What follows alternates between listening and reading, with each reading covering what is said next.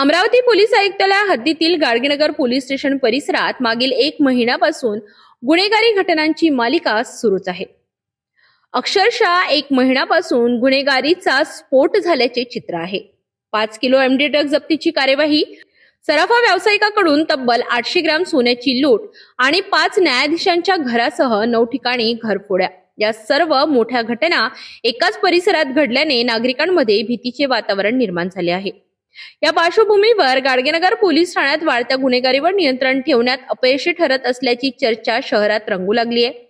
याच दरम्यान पोलीस आयुक्तांनी महाराष्ट्र पोलीस अधिनियम 1951 मधील तरतुदीनुसार प्रशासकीय कारणास्तव काही अधिकाऱ्यांच्या तात्पुरत्या बदल्या केल्या आहेत। पोलीस निरीक्षक गोरखनाथ जाधव यांची गाडगेनगर पोलीस स्टेशनच्या प्रभारी अधिकारी म्हणून नियुक्ती करण्यात आली आहे, तर सध्याचे पोलीस निरीक्षक अतुल वर यांची विशेष शाखेत बदली करण्यात आली आहे। पोलीस उपनिरीक्षक निलेश करे यांची विशेष शाखेतून कल्याण शाखेत बदली करण्यात आली आहे, तर उपनिरीक्षक सागर ठाकरे यांची नियंत्रण कक्षातून गाडगेनगर येथे नियुक्ती करण्यात आली आहे, तर गणेश राऊत यांची नांदगावपेठ पोलीस स्टेशन येथे बदली करण्यात आली आहे। या बदल्यांमुळे गाडगेनगर परिसरातील वाढत्या गुन्हेगारीला आळा बसणार का? नव्या अधिकाऱ्यांना परिस्थिती नियंत्रणात आणण्यात यश येणार का?